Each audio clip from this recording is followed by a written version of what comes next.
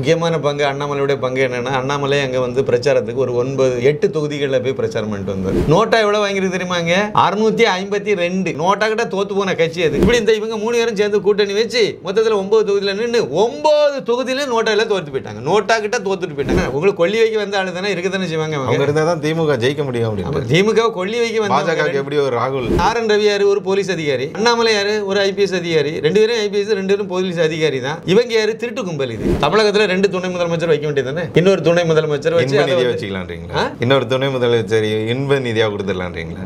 நான் ஒரு ஓட்டப்பந்தயம் அதில் ஓடுறதே திமுக மட்டும்தான். இன்னொன்று இத்து போன கட்சி நாம் தமிழர். இந்த 2ம் ஓடுது. இல்லை திமுக தான் வெற்றி பெறணும் எல்லாத்துக்குமே தெரியுமே. ஸ்டாலின் அவருக்கு தெரியல போலயே. ஆமாம், அவரு தெரிஞ்சிருந்தா யாங்க எதை சொல்றாரு? பாராளுமன்றத்தில் போய் இந்த சு வெங்கடேசன் மாதிரி ஈர வெங்காயம் எல்லாம் பேசினாங்கல்ல, அது இந்த கதை தான். இதில் முக்கியமாக நம்ம இந்த மில்கிப்பூரில் வந்து நம்ம கவனிக்க வேண்டியது என்னன்னா, கோட்டர் கிடையாது. யாருக்கும் ஓட்டுக்கு வந்து பணம் கொடுக்கலாங்க. அதாவது அரவிந்த் கெஜ்ரிவால் நீங்க பார்த்தீங்க அப்படின்னா, ஒரு பக்கம் வந்து ஒரு பெரிய போட்டோ டாக்டர் அம்பேத்கருடைய போட்டோ வச்சுக்கிட்டாரு, மறுபக்கம் ஈவேரா போட்டோ இருந்தது. அந்த அளவுக்கு அங்கெல்லாம் அந்த அளவு முட்டாளெல்லாம் இல்லை. என்னங்க சொல்றீங்க? எல்லாரையும் படிக்க வச்சது, பெண் உரிமை கொடுத்ததெல்லாம் அவர் தான். அங்கே மதிக்கல. கும்முடி பூண்டிங்க அங்கே போய் கேளுங்கும் போது. நாரதர் மீடியா உணர்வாளர்களுக்கு வணக்கங்கள். நான் உங்கள் விஜய் சின்னசாமி. இன்று நம்முடன் இணைந்திருக்கிறார் மூத்த பத்திரிகையாளரும் எழுத்தாளரும் அரசியல் விமர்சகருமான திரு சின்னப்பா கணேசன் அவர்கள். வணக்கம் ஜி. வணக்கம் வணக்கம் வணக்கம் வணக்கம். நாரதர் மீடியா உணர்வாளர்களுக்கு எனது பணிவான வணக்கம். ரொம்ப நம்ம எதிர்பார்த்த ஒரு சம்பவம் நடந்திருக்கு. அது வந்து இந்தியாவை, குறிப்பாக தமிழகத்தை வந்து உலுக்கியிருக்கு. டெல்லியில் பாஜக வெற்றி. அதில் அண்ணாமலையோட அவரோட பங்கு எந்த அளவுக்கு இருக்குது அப்படின்னு. முக்கியமான பங்கு அண்ணாமலையுடைய பங்கு என்னென்னா, அண்ணாமலை அங்கே வந்து பிரச்சாரத்துக்கு ஒரு 8 தொகுதிகளில் போய் பிரச்சாரம் பண்ணிட்டு வந்தார். அதில் ஒரு தொகுதி வந்து மணிஷ் சிசோடியா, டெல்லி முன்னாள் துணை முதலமைச்சர் மணிஷ் சிசோடியா, ஆம் ஆத்மி கட்சியில் அரவிந்த் கெஜ்ரிவாலுக்கு அடுத்த லெவலில் உள்ளவர். அவர் போட்டியிட்ட தொகுதி. அவரை வீழ்த்தினது அந்த தொகுதியில் பாஜக. 8 தொகுதியில் மொத்தம் இவர் வந்து போயிருந்தார், பிரச்சாரம் பண்ணியிருந்தார் அண்ணாமலை. அந்த 8 தொகுதியிலுமே பாஜக வெற்றி பெற்றிருக்கு. ஆர்கே புரம் அப்படிங்கிற தொகுதியில் வந்து அனில்குமார் சர்மா வெற்றி பெற்றிருக்காரு. 43,260 ஓட்டு, 14,453 ஓட்டு வித்தியாசத்தில் வெற்றி பெற்றிருக்கார். திரிநகர் அங்கே வந்து திலக் ராம் குப்தா பிஜேபியிலேருந்து வெற்றி பெற்றிருக்காரு. 59,073 ஓட்டு, 15,896 வாக்குகள் வித்தியாசத்தில் வெற்றி பெற்றிருக்கார். அதேமாதிரி வசீம்பூர் பூனம் சர்மா, இவர் வந்து 54,721 ஓட்டு வாங்கி வெற்றி பெற்றிருக்காரு. 11,425 வாக்குகள் வந்து வித்தியாசம். இதில் முக்கியமாக இன்னொரு விஷயம் இருக்குது. அந்த தொகுதியில் வந்து இந்திய கம்யூனிஸ்ட் கட்சி போட்டியிருந்து வாங்கின ஓட்டு எவ்வளோ தெரியுமா? 190. அது தொழிற்சாலைகள் உள்ள பகுதி. அது 190. நோட்டா எவ்வளோ வாங்கியிருக்கு தெரியுமாங்க? 652. நோட்டாவில் இருந்து ஒரு 4 மடங்கு கம்மியாக வாங்கியிருக்காங்க. நோட்டா கிட்ட தோற்று போன கட்சி அது. சரி, அடுத்தது வருங்க. ஜங்புரா தொகுதியில் வந்து தர்விந்தர் சிங் மர்வா, இவர் வந்து பாஜகவிலேருந்து போட்டிட்டு 38,859 வாக்குகள் வாங்கி வெற்றி பெற்றார். 675 வாக்கு வித்தியாசத்தில் வெற்றி பெற்றார். மிக குறைந்த வாக்கு வித்தியாசத்தில் தான் வெற்றி பெற்றார். ஏன்னா இவர் யாரை தோக்கடிச்சார் அப்படின்னு பார்த்தீங்கன்னா, ஆம் ஆத்மியினுடைய மணிஷ் சிசோடியாவை தோக்கடிச்சார். அந்த தலையை வீழ்த்தினதே இவர் தான். அதனால் இதுவும் அண்ணாமலை பிரச்சாரம் பண்ண அந்த தொகுதி தான். அது பிறகு ஹரிநகர், இங்கே வந்து ஷியாம் சர்மா, இவர் வந்து 50,179 வாக்குகள் வாங்கி வெற்றி பெற்றார். 6,632 வாக்கு வித்தியாசத்தில் வெற்றி பெற்றார். ஜனக்புரியில் வந்து ஆஷிஷ் சூட், இவர் வந்து 68,986 வாக்குகள் வந்து பெற்றிருக்காரு. 18,766 வாக்குகள் வித்தியாசத்தில் வெற்றி பெற்றிருக்கார். அப்புறம் வந்து துவாரகா, இந்த இதில் வந்து பிரதியுமன் சிங் ராஜ்புத், இவர் வந்து வெற்றி பெற்றிருக்காரு. இவர் வந்து 69,137 வாக்குகள் வந்து வெற்றி பெற்றிருக்காரு. 7,829 வாக்கு வித்தியாசத்தில் வெற்றி பெற்றிருக்காரு.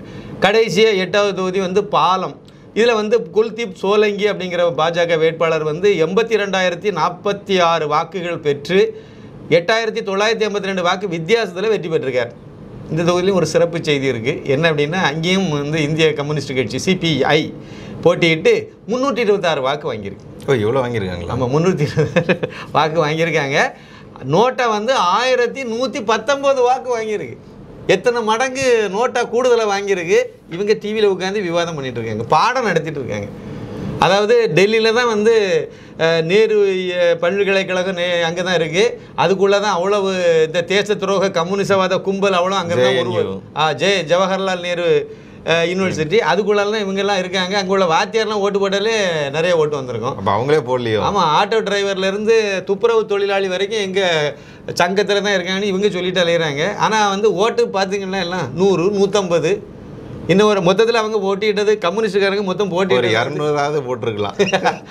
மொத்தத்தில் அவங்க போட்டியிட்ட தொகுதி வந்து டெல்லியில் மொத்தம் 70 தொகுதி இருக்குது. 70 தொகுதியில் கம்யூனிஸ்டுக்காரங்க வந்து தனியாக ஒரு கூட்டணி வச்சாங்க. என்னதெல்லாம் அப்படின்னா இந்திய கம்யூனிஸ்ட்டு, அப்புறம் வந்து மார்க்சிஸ்ட் கம்யூனிஸ்ட்டு, அப்புறம் வந்து மார்க்சிஸ்ட் லெனினிஸ்ட் கம்யூனிஸ்ட்டுன்னு ஒரு கம்யூனிஸ்ட்டு, எல்லாம் உதவாக்காரங்க கம்யூனிஸ்ட் தான், எல்லாம் சேர்ந்து ஒரு கூட்டணி அமைச்சு ஆள் தேடினாங்க. மொத்தமே 9 தொகுதியில் தான் போட்டியிட முடிஞ்சுது. 9ல் வந்து 5 தொகுதியில் வந்து இந்திய கம்யூனிஸ்ட்டு, அப்புறம் 2 தொகுதியில் மார்க்சிஸ்ட் சு வெங்கடேசனுக்கு குரூப் அது மார்க்சிஸ்ட் கம்யூனிஸ்ட் கட்சி, அப்புறம் வந்து மார்க்சிஸ்ட் லெனினிஸ்ட் நம்ம தமிழ்நாட்டிலலாம் கிடையாது, அது ஊபி அந்த பீகார் பக்கத்தில் கொஞ்சம் இருக்குன்னு நினைக்கிறேன். இவங்க இவங்க 3 பேரும் சேர்ந்து கூட்டணி வச்சு மொத்தத்தில் 9 தொகுதியில் நின்று 9 தொகுதியிலும் நோட்டாவில் தோற்று போயிட்டாங்க. நோட்டா கிட்ட தோற்றுட்டு போயிட்டாங்க. அதில் 2 தொகுதி அண்ணாமலை பிரச்சாரம் பண்ண தொகுதி. அண்ணாமலை பிரச்சாரம் பண்ணனா வெற்றி பெறுங்கிறது டெல்லி சொல்லுது. ஸ்டாலினுங்க வேறு ஏதோ சொல்லிட்டு இருக்காரு. இவர் என்ன சொல்கிறாரு, அது அண்ணாமலையும் அப்புறம் ஆர்.என். ரவி கவர்னரும் 2 பேரும் அவங்க இருக்கணும், இருந்து இன்னும் நிறைய பண்ணணும். உங்களுக்கு கொல்லி வைக்க வந்த ஆளு தானே இருக்க தானே செய்வாங்க. அவங்க இருந்தால் தான் திமுக ஜெயிக்க முடியும் அப்படின்னு. திமுக கொல்லி வைக்க வந்து பாஜக எப்படி ஒரு ராகுல் இல்லை, அதாவது அவர் என்ன சொல்கிறாருன்னா அந்த விரக்தியின் விளிம்பில் நின்று சொல்கிறாரு.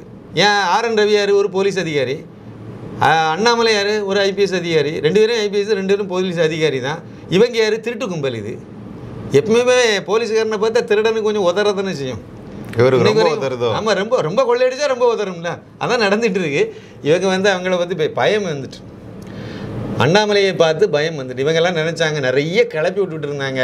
அதாவது அண்ணாமலை வந்து அவரை தூக்க போகிறாங்க, அது வந்து வானதி சீனிவாசனை கொண்டு போய் தலைவராக்க போகிறாங்க, தமிழிசை சவுந்தரராஜனை இல்லை அது கிடையாது, நயினார் நாகேந்திரன் தான் தலைவராக்குவாங்க தமிழக பாஜக, இல்லை பொன் ராதாகிருஷ்ணனை மறுபடியும் கொண்டு வர போகிறாங்க. இப்படியெல்லாம் கிளப்பி விட்டாங்க. இவங்க சேனல்கள் மூலமாக இப்படியெல்லாம் அவங்க ஐடிவிங் மூலமாக நல்லா போட்டு அவங்களே அதில் சந்தோஷம் அடைஞ்சிக்கிட்டாங்க. உண்மையான நிலவரம் என்ன 2-3 நாளில் நான் அறிவிப்பாங்க. அண்ணாமலை ஐபிஎஸ் தான் மறுபடியும் தமிழக பாஜகவினுடைய தலைவராக தொடர்கிறார். மறுபடியும் இல்லை, கண்டினியூ அவரே தொடர்றாரு. இன்னும் 3 அதான் லாஜிக். உண்மையான நிலவரம் என்னது, அண்ணாமலை எதுக்காக வந்து டாக்டர் எல் முருகனை எதுக்கு மத்திய அமைச்சர் பதவி கொடுத்தாங்க? அவர் எம்எல்ஏ எலெக்ஷனில் நின்னார், தோற்று போயிட்டார். தாராபுரம் தொகுதியில் நின்று தோற்று போயிட்டார், அவ்வளோதான். தோற்றதுனால அவருக்கு கவர்னர் பதவி கொடுக்கணும்லாம் ஒன்றும் கிடையாது, இல்லைனா அமைச்சர் பதவி கொடுக்கணும் எதுவுமே கிடையாது. அவர் மாநில தலைவராக அவரை வச்சாங்க. ஒரு பட்டியலின சமுதாயத்திலிருந்து அதுக்கு பிரதிநிதித்துவம் கொடுக்கணும், அதுக்கு ஒரு மாநில தலைவராக வைக்கணும்னு நினச்சாங்க. ஏற்கனவே இதுக்கு முன்னாடி இந்த மாதிரி மாநில தலைவராக தமிழக பாஜகவினுடைய மாநில தலைவரால் அதாவது பட்டியலின சமுதாயத்திலிருந்து கொண்டு வச்சுருக்காங்க. அதில் இங்கே சாத்தியப்படும். இதுதான் சமூக நீதி, உண்மையான சமூக நீதி. திமுகவில் நினச்சி பார்க்க முடியுமா? இல்லை வேறு ஏதாவது ஒரு கட்சியில், திருமாவளவன் கட்சியிலே வந்து ஒரு பட்டியலின சமுதாயத்தில் டாக்டர் எல் முருகன் சார்ந்த சமுதாயத்திலேருந்து வைக்க சொல்லுங்க பார்ப்போம். ஆளுநர் சொல்கிறாரு பட்டியலினத்தவரிலிருந்து ஒருத்தர் முதல்வர் ஆகணும், அதையே ஏற்றுக்க மாட்டேங்கிறார் திருமாவளவன். இல்லை கொடுத்தா முடியாதுல்ல. துணை முதலமைச்சர் ஒரு ஆள் தான் வைக்கணும்னு சட்டமா? அவ்வளோ ஒன்றும் கிடையாது. துணை முதல்வர் வேணும்னா நீங்கள் வைக்கலாம், வேண்டான்னா நீங்கள் எடுத்துடலாம். இல்லை நீங்கள் 2 வேணும்னா வைக்கலாம். யாரும் கேட்க மாட்டாங்களே. துணை முதலமைச்சர் எத்தனை வேணாலும் வைக்கலாம். சில மாநிலங்களில் 2-3 கூட வைக்கலாம். துணை பிரதமர் வைக்கலாம், வைக்காமல் இருக்கலாம். அதான் சட்டம் தான் சொல்லுது. தமிழகத்தில் 2 துணை முதலமைச்சர் வைக்க வேண்டியது தானே. இன்னொரு துணை முதலமைச்சர் வச்சு வச்சுக்கலான்றீங்களா? இன்னொரு துணை முதலமைச்சர் இன்ப நிதியாக கொடுத்துடலான்றீங்களா? அதாவது இன்னொரு துணை முதலமைச்சரை வச்சு அந்த துணை முதலமைச்சரை வந்து பட்டியலினத்துலேருந்து நீங்கள் கொடுங்கன்னு சொல்கிறேன். திருமாவளவன் கட்சியிலேருந்து ஒரு ஆளை கூட்டு கொண்டு வைங்கன்னு சொல்கிறேன். அந்த சர்மிளாவா இன்னும் ஒன்று நடக்கிற அதுக்கு பாலாஜியா அவரை வைங்க, அவர் பட்டியலினம் தானே. அது மாதிரி வைங்க, வச்சுட்டு நீங்கள் வந்து இது சமூக நீதி பேசுங்க, சரியாக இருக்கும். அதை விட்டு இங்கே வந்து சமூக நீதி புடலங்க பருப்பு புண்ணாக்கெல்லாம் சொன்னால் என்ன அர்த்தம்? அதாவது என்னென்னா அவர் வந்து போலீஸ் ஆஃபீஸர் 2 பேரும், அதனால் இவங்களுக்கு வந்து பயங்கரமான ஒரு பீதி, அந்த பீதியினுடைய உச்சம். இப்போ வந்து திமுகவை கொல்லி வைக்கிற இதை நோக்கி தமிழகம் நகர்ந்துட்டு இருக்கு. டெல்லி தேர்தலும் அதுதானே சொல்லுது. ஆனால் தமிழக தேர்தல் அப்படி இல்லையே. ஈரோடு கிழக்கு தேர்தலில் நம்ம பார்க்கும்போது அவர் என்ன சொல்கிறாருன்னா, இந்த வெற்றி நல்லாட்சிக்கு கிடைச்ச நற்சான்றிதழ் அப்படின்றார். அதாவது ஒரு ஓட்டப்பந்தயம், அதில் ஓடுறதே திமுக மட்டும்தான். இன்னொன்று இத்துமுனை கட்சி நாம் தமிழர், இந்த 2ம் ஓடுது. இல்லை திமுக தான் வெற்றி பெறணும்னு எல்லாத்துக்குமே தெரியுமே. மொத்தமே ஓடினது இவங்க 2 இருந்தாங்க. ஆனால் ஸ்டாலின் அவருக்கு தெரியல போலையே. ஆமாம், அவரு தெரிஞ்சிருந்தா யாங்க ஏதோ சொல்கிறாரு. இல்லை, தமிழகத்தை எல்லாருக்கும் தெரியாங்க. ஆனால் இதுக்கு இந்த லட்சணத்துலேயும் 10,000 ரூபா கொண்டு ஓட்டு கொடுத்தாங்களா இல்லையா? 10,000 ரூபாய் ஒரு ஓட்டுக்கு கொடுத்தாங்களா இல்லையா? ஈரோடு கிழக்கு சட்டமன்ற தொகுதி தேர்தலில் இப்போ நடந்ததில் யாருமே இல்லை. போய் கண்ணு கட்டிய தூரம் வரைக்கும் அங்கே யாரும் இல்லை. ஏன்னா யாரும் போட்டியிடலை. இன்னைக்கு வந்து ஜோசப் விஜயனுடைய கட்சி கூட போட்டியிடலை, ஒதுங்கிட்டாங்க. நான் நோட்டா போட்டியிடுது, நோட்டா போட்டியிடுச்சு. அந்த நோட்டாவுக்காக ஒருத்தர் அண்ணாமலை, ஐபிஎஸ், அப்புறம் எடப்பாடி பழனிசாமி இவங்கெல்லாம் கொஞ்சம் பிரச்சாரம் பண்ணியிருந்தாங்கன்னு வச்சுருங்க, இன்னைக்கு கதை கந்தலாயிருக்கும். ஒரு 40-50,000 ஓட்டு நோட்டாக விழுந்தனால அங்கே அசிங்கப்பட்டு போயிருக்கும். ஏமோ அதை அவங்க பண்ணலை. சரி, ஏதோ ஒன்று எதிரியே இல்லாமல் ஒரு இடத்துல நின்றுட்டு நான் தான் பேரே வீரன்னு சொன்னால் இது என்ன கணக்கு?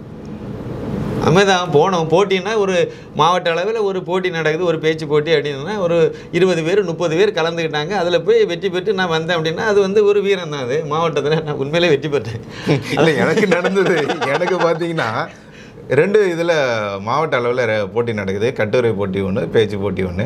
2லேயும் நான் 3rd ப்ரைஸ் வாங்கிட்டேன். எனக்கு ஆச்சு 2 இதில் 3rd ப்ரைஸ் வாங்கிட்டோம் அப்படின்னு சொல்லிட்டு கலெக்டர் ஆஃபீஸில் நடக்குது. டிப்ளமோ படிக்கும்போது அது இப்போ மாவட்ட அளவில் நடக்குது, நமக்கு கிடச்சிருச்சு. லாஸ்ட்டில் பார்த்தா தம்பி நீங்கள் சேர்ந்த 2 போட்டியிலுமே நீங்கள் தான் 3வது இடம், 3 பேர் தான் கலந்துக்கிட்டது அப்படின்னு. இல்லை இல்லை, நம்ம கதை அப்படி இல்லை. இது வந்து ஈரோடு கிழக்கு மாதிரி இருக்குது. நம்ம கதை வந்து அப்படி இல்லை. நம்ம கதை எப்படின்னாக்கி உத்தரப்பிரதேசத்தில் வந்து இப்போ இடைத்தேர்தல் இந்த ஈரோடு கிழக்கில் நடந்துச்சுல, இதே டைமில் தான் அங்கேயும் உத்தரப்பிரதேசத்தில் வந்து பைசாபாத் மாவட்டத்தில் மில்கிப்பூரில் வந்து இடைத்தேர்தல் நடந்துச்சு. அந்த தேர்தல் வந்து தான் என்னுடைய போட்டி அப்படி தான் இருந்துச்சு. அதாவது அதுக்கு தலைப்பு மாவட்ட ஆட்சியர் அலுவலகத்தில் தான் சௌத்தை பார்த்துட்டே பேசணும். போட்டி அப்படி தானே இருக்கும். இவங்க உட்காந்துருப்பாங்க 4 பேர், நம்ம வந்து விட்டுருவாங்க பேசுங்க அப்படின்ட்டு. இந்த பக்கமாக பேசுங்க அப்படிம்பாங்க, அந்த பக்கம் யாரும் வெறும் சோறு தான் இருக்கும். அங்கே பார்த்து பேசணும். பேரன்பு மிக்க பெரியவர்களே எல்லாம் சொல்லணும், என்ன வேணாலும் சொல்லுங்கள் நீங்கள் சொல்லி பேசணும். 3 நிமிஷமாக எதை என்ன கொடுத்தாங்கன்னு நினைக்கிறேன். காமராஜர் ஒரு சரித்திரம், இதுதான் வந்து இது. முனீர் கோதா அவர் பேர் செக்ரட்டரி எல்லாம் ஆனார், செயலாளர்லாம் அனுப்பி எனக்கு தரேஸ் அகமது கொடுத்தார். அவர் கையெழுத்து போட்டு அந்த சான்று தான். ஆனால் வந்து 29 பேர் நாங்கள் பங்கெடுத்திருந்தோம். 29 பேரில் நான் மட்டும்தான் வந்து இந்த படிக்காத குடும்பத்திலேருந்து போன ஆள். அதாவது வீட்டில் அப்பா அம்மா மற்றவங்கெல்லாம் டீச்சரு, ப்ரொஃபஸரு, லெக்சரர், இவங்க பிள்ளைகள் தான் என்கிட்ட போட்டிக்கு. ஆனால் எனக்கு ஒரு இன்ஸ்டண்ட்டாக தான் தலைப்பு அங்கே தான் கொடுப்பாங்க. காமராஜரை பற்றிங்கிறது பொதுவான தலைப்பு, அங்கே ஒரு தலைப்பை வந்து நமக்கு கொடுப்பாங்க. அந்த பேச்சு போட்டி தொடங்கும் போது தான் கொடுத்தாங்க. எழுதி போட்டு உனக்கு இந்த தலைப்பு காமராஜரில் எனக்கு காமராஜர் ஒரு சரித்திரம், சகாப்தம் அப்படிங்கிற மாதிரி எனக்கு ஒரு தலைப்பை கொடுத்தாங்க. நான் வந்து அந்த தலைப்புக்கு தகவல் நான் பேசினேன். அவங்க கொடுத்த டைமில் பேசி முடித்தேன். கடைசியில் பார்த்தா நானே எதிர்பார்க்கல. எனக்கெல்லாம் என்ன சும்மா போய் கலந்துக்குன்னு சொல்லி தான் நான் போனேன். கலந்துக்குவோம், நம்ம எந்த போட்டினாலும் பேச்சு போட்டினா போவேன். பேச்சு போட்டி, கவிதை போட்டி இதுக்கு. அதேமாதிரி இந்த பேச்சு போட்டி போனேன். 29 பேர். எங்கள் பள்ளிக்கூடத்தினுடைய தலைமை ஆசிரியர், அரசு மேல்நிலைப் பள்ளி தான், தலைமை ஆசிரியர் RP ராமகிருஷ்ண ஐயர், அவருக்கே நம்பிக்கை இல்லை. உண்மையாக தான் சொல்கிறேன்னு கேட்டார். அடுத்த வார்த்தை நீங்கள் சொன்ன மாதிரி கேட்டார். மொத்தமே 2 பேர் தான் 3 பேர் தான் கலந்துக்கிட்டேலாம். 29 பேர் சார் அப்படின்னு. அப்படியே உடனே ஒரு சுற்றறிக்கை விட்டு நம்ம பள்ளியை சார்ந்த கணேசன் வந்து மாவட்ட அளவில் முதல் இடம் பிடிச்சிருக்காரு, அவருக்கு வாழ்த்துன்னு சொல்லி எல்லா ஸ்கூல் கொஞ்சம் நேரம் கழித்து எங்கள் கிளாஸுக்கே வந்துட்டது சொல்லி முடிச்சுங்க. இது நடந்துச்சு. இதே மாதிரி ஈரோடு கிழக்கில் வந்து உங்களுக்கு பாருங்க, தரேஸ் அகமது அவர் கையால் வாங்கினேன்னா அவள் எனக்கு வந்து முனீர் கோதா கையெழுத்து போட்ட சான்றிதழ் அது. ஆமாம், இது ஒரு பழைய மலர் நினைவுன்னு வச்சுக்கோங்க. டப்பா தான் கொடுத்தாங்க, மாவரைச்சி வைக்கிற டப்பா.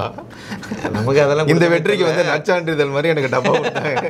இதில் ஈரோடு கிழக்கில் இப்போ நீங்கள் சொன்ன மாதிரி போட்டியாளரே இல்லாத கிரவுண்டு, அவங்க மட்டுமே தான் ஓடணும். அது ஓடினா என்ன, நடந்தனா என்ன, இடந்தன, வெற்றி பெற்றா என்ன, வெற்றி பெறாட்டான, இது ஒரு தேர்தலே கிடையாது. ஆனாலும் 10,000 ரூபா கொடுத்தாங்க பாருங்கள். அந்த பயத்தினுடைய உச்சம் அது. ஆனால் உத்தரப்பிரதேசத்தில் நான் சொன்ன மாதிரி அந்த மில்கிப்பூரில் வந்து அப்படி இல்லை. மில்கிப்பூரில் வந்து அது ஒரு முக்கியமாக நம்ம 2 தான் மொத்தமே. இந்த டெல்லி தேர்தலோட இந்தியா முழுக்க நடந்தது 2 சட்டமன்ற இடைத்தேர்தல் தான். ஒன்று வந்து ஈரோடு கிழக்கு, இன்னொன்று மில்கிப்பூர்.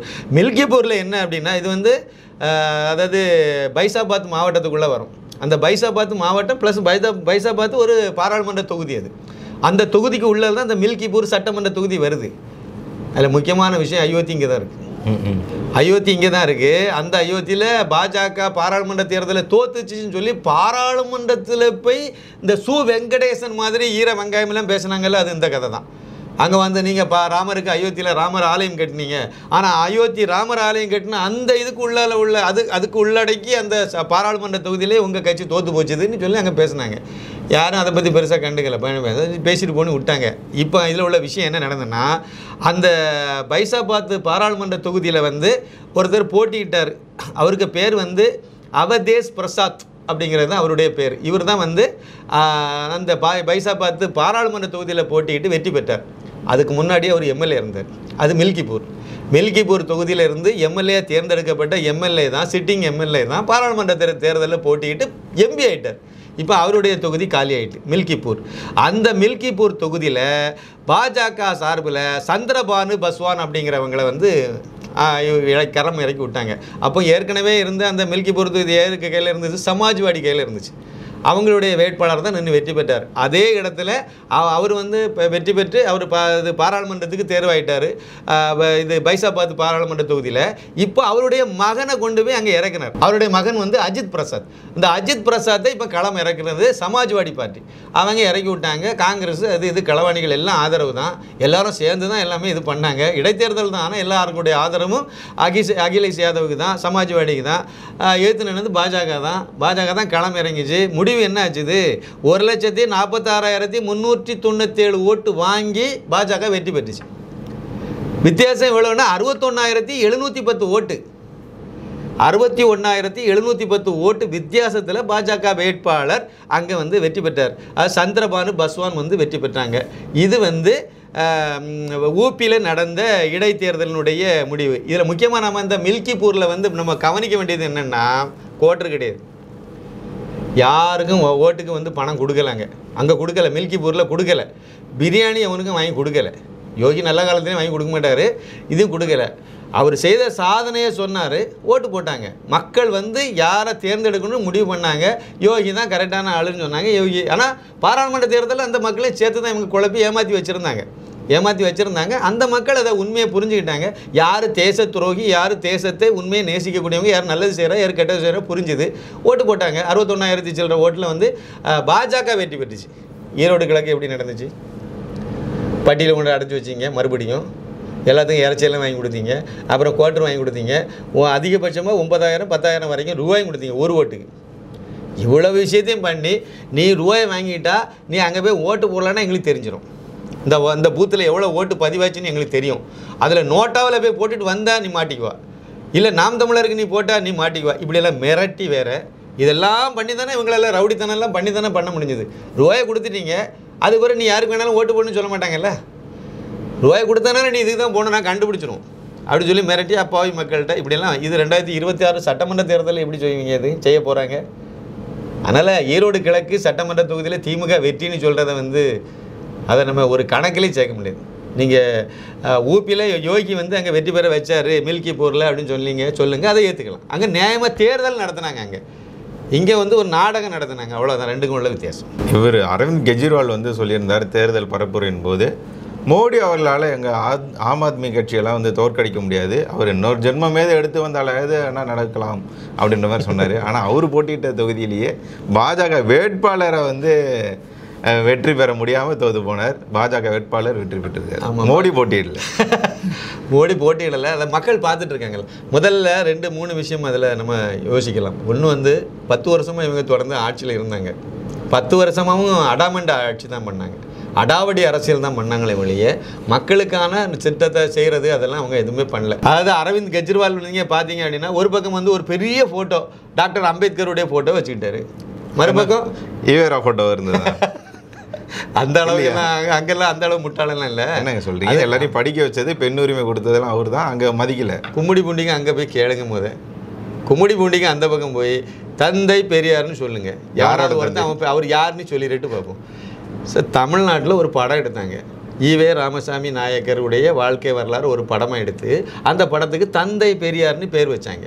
சத்யராஜ் தான் அந்த கேரக்டரில் நடித்தார். இந்த படம் தெலுங்கு வெர்ஷன் அதுக்கு டப் பண்ணி வெளியிட்டாங்க. அதுக்கு பேர் என்ன தெரியுமா? ஈவே ராமசாமி நாயக்கர். தந்தை பெரியார்னு எங்கே போட்டால் இவனுக்கு தெரியாது. அதான் அவ்வளோதான் மேட்ரு. இல்லை கும்மிடி பூண்டிங்க அந்த பக்கம் தெரியாத ஆளெல்லாம் பற்றி பேசாதுங்க. நீங்கள் நம்ம டெல்லி தமிழ்நாட்டுக்குள்ளே தந்தை பெரியார்னா தெரியுது. அப்போது இங்கே அவனுக்கு தெரியும். இவங்க சொல்லிட்டாலே இவங்க 4 பேர். நீங்கள் எதாவது கிராமத்தில் போய் கேளுங்களேன். நீங்கள் ஏதாவது ஒரு கிராமத்தில் வயல் வேலை செய்யக்கூடிய கூலி தொழிலாளிகள் இருக்காங்கல்ல, படிப்பறிவு இல்லாதவங்க இருக்காங்கல்ல, அவங்ககிட்ட போய் மோடி யாருன்னு கேளுங்க, கண்டிப்பாக சொல்லிடுவாங்க. காந்தி யாருன்னு கேட்டாங்க. நான் அதெல்லாம் கேட்டுட்டு இருக்கேன். மோடி தான் காசு போட்டார், அக்கௌண்ட்டில் இப்போ 2000 வந்ததுன்னா அது மோடி தான் காசு போட்டிருக்காரு, அது சொல்லுவாங்க. அதெல்லாம் சொல்கிறேன். நீங்கள் அண்ணாமலை யாருன்னு கேளுங்க, அது கூட இப்போ தெரியும் எல்லாத்துக்கும். முன்னாடி தெரியல, ஆனால் இப்போ நல்லாவே தெரியுது. அண்ணாமலைன்னா அவர் தானே அப்படின்னு சொல்லிட்டு எல்லாம் தெரியுது. இந்த தாமரை கட்சியில் இருக்கார் அவர் தானே அப்படிங்கிற மாதிரி சொல்ல ஆரம்பிக்கிறாங்க. ஆனால் யார்கிட்டயா போய் தந்தை பெரியார்னு கேளுங்க, நீங்கள் யாருக்கும் தெரியாது. அவ்வளோதான். இங்கே 4 பேர் உட்காந்து இதில் சன் டிவியில் உட்காந்து பேசிகிட்டு இருப்பாங்க. அதெல்லாம் கேட்டுட்டு சொல்லக்கூடாது. சரி, ஒரு பக்கம் வந்து ஒரு டாக்டர் அம்பேத்கருடைய ஃபோட்டோவை போட்டுட்டார், இன்னொரு பக்கம் பகத்சிங் ஃபோட்டோவை போட்டுட்டு இவர் வந்து அந்த பஞ்சாபினுடைய அதாவது அந்த சமுதாய மக்களை வந்து கவர் பண்ணுற மாதிரி ஒரு டார்கெட் பண்ணிட்டார். அது நினச்ச மாதிரியே பஞ்சாபில் வெற்றி பெறவும் செய்துச்சு இவங்க கட்சி. அதோடு நான் வந்து தேசிய அரசியல்வாதியாக மாறிட்டார்.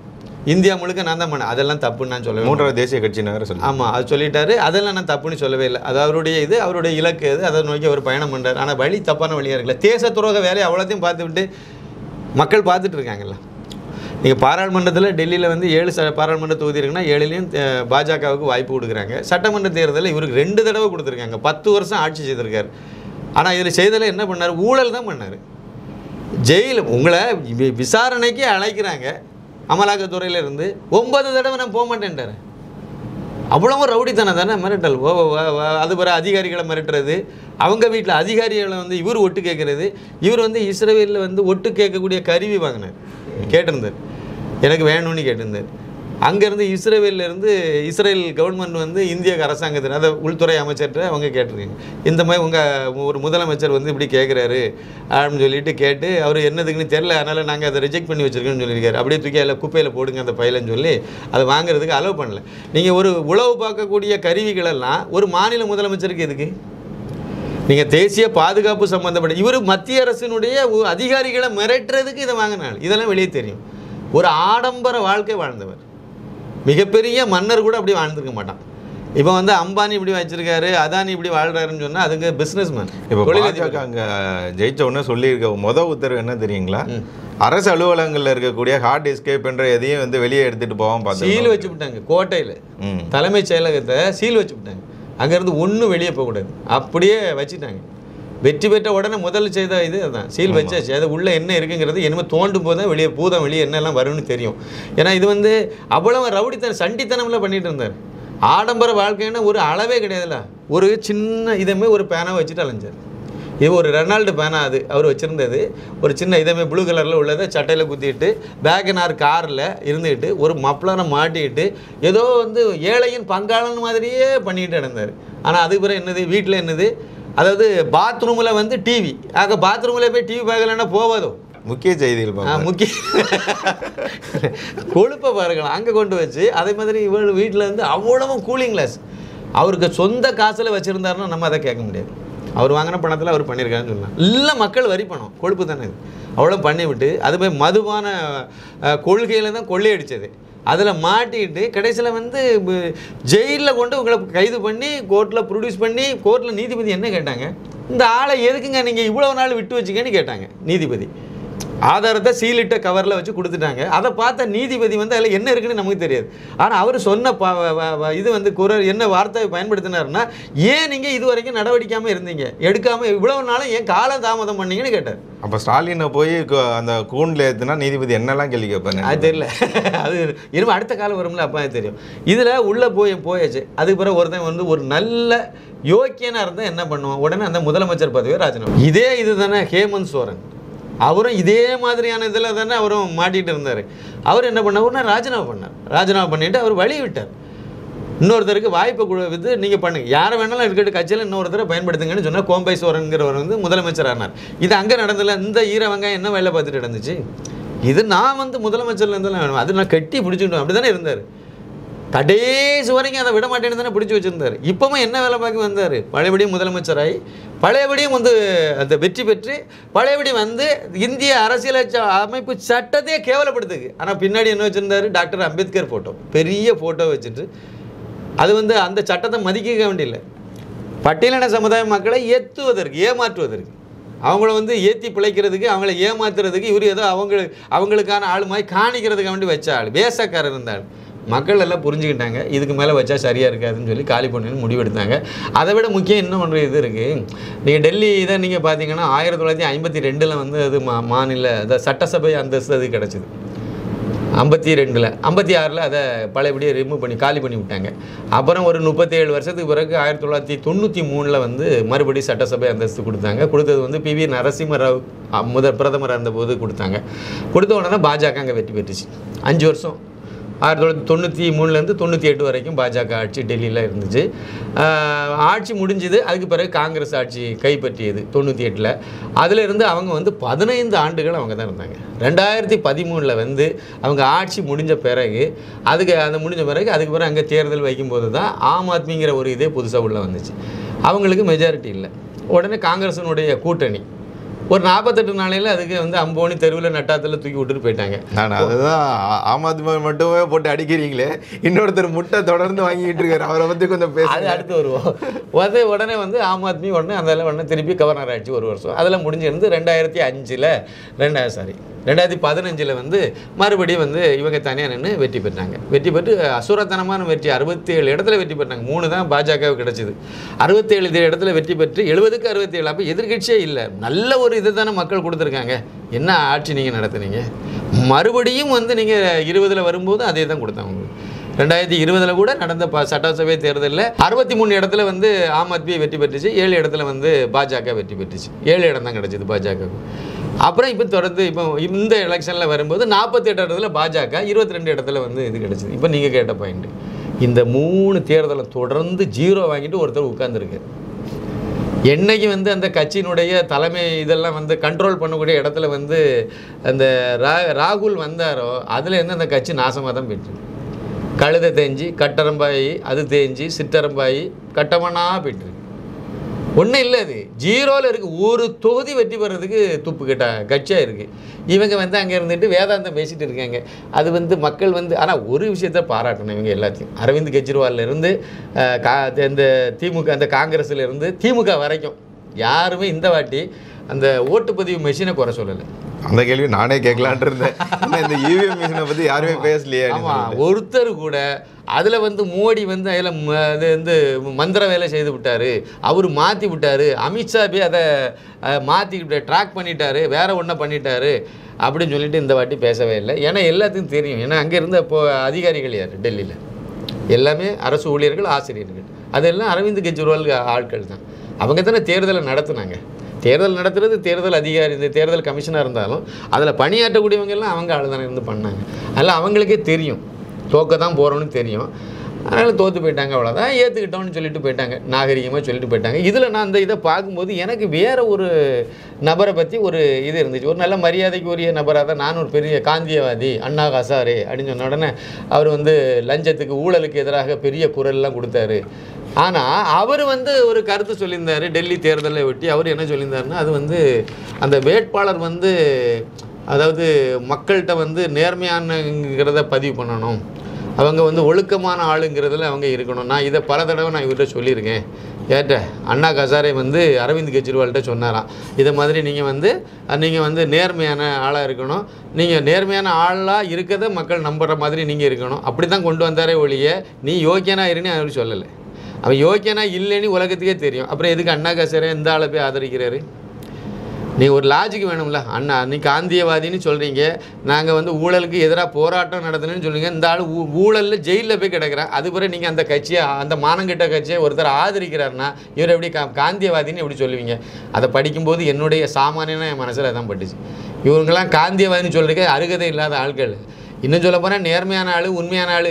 காந்தியும் அந்த நேரத்தில் சில இதெல்லாம் தப்பு தான் பண்ணி வச்சுருக்காரு, அது வேற கதை. இருந்தாலும் வந்து இந்த ஊழல் அது இதெல்லாம் அவங்க அந்த காலத்தில் இல்லை.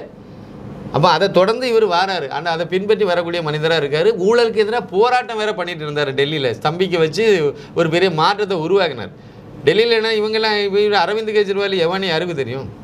அவர் கூடவே வால் பிடிச்சிட்டு தெரிஞ்சார். கடைசியில் அவர் வந்து அரசியலுக்கு நான் வரலன்னு சொல்லிட்டாரு. இவர் உடனே அந்த இடத்த கரெக்டாக பிடிச்சிட்டு அந்த ஆட்டை போட்டுட்டு வந்துட்டார். அவ்வளோதானே விஷயம்.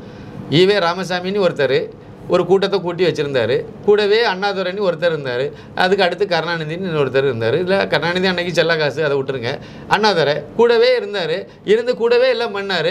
அவர் தேர்தலை நான் போட்டியிட மாட்டேன்னாரு. நைஸாக வெளியே வந்தார். வெளியே வர்றதுக்கு காரணம் என்ன காரணம்னு சொல்ல, மக்களை ஏற்றுக்க மாதிரி சொல்லணுமா, இளைஞர்கள் ஏற்றுக்கணும், அது ரொம்ப முக்கியம் இல்லை.